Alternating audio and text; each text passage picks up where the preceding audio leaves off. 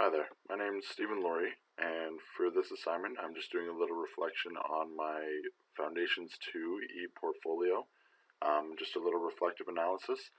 And I want to start off by focusing on my vision of teaching and learning. So it's to help create critical thinkers that recognize their abilities and how they can make a difference.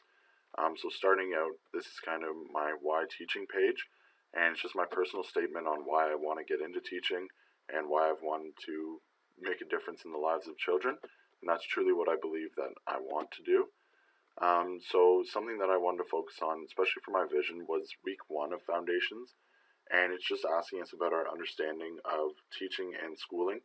And even within the first week, I mentioned here that teachers are responsible for teaching the students curriculum, but it's so much more than that.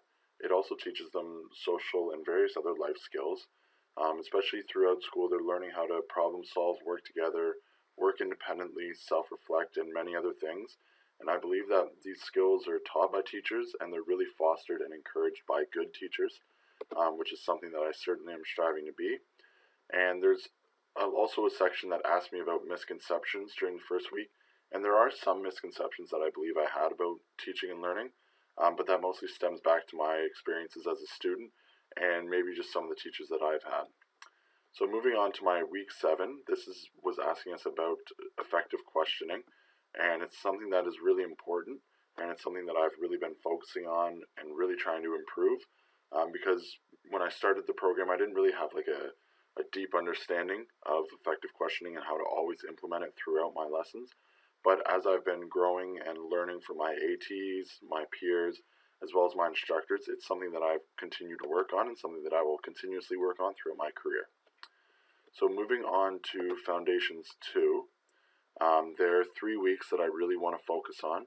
And the first week, in regards to my vision for teaching and learning, is week 3, and the focus is on UDL and DI, which is Universal Design for Learning and Differentiated Instruction. So prior to the program, I thought maybe UDL and DI were just kind of focused on special education. However, this question really got me thinking how it can be beneficial to all of my students, and I believe it's beneficial to all of my students because they're both frameworks that are built on student success, and it seeks to improve the learner's ability to thrive in the classroom. The next week I really wanted to focus on was week 5, and week 5, the overarching idea was assessment and focusing on how we're going to assess and different methods of assessment. This is something that's really changed throughout my time at the Faculty of Education, and I discuss that here when it asks, describe how you are thinking differently about teaching and learning and assessment than we were at the beginning of the program. So I talk about how my mindset's undergone a significant paradigm shift and how I have a deeper understanding of UDL, DI, backwards planning, effective questioning, and so much more. And I really do have an increased appreciation for the role of an educator, and through my placement experiences, I have firsthand experience in planning lessons for unique learners and the joy that it brings to kind of see that lesson come to fruition and your students really understand.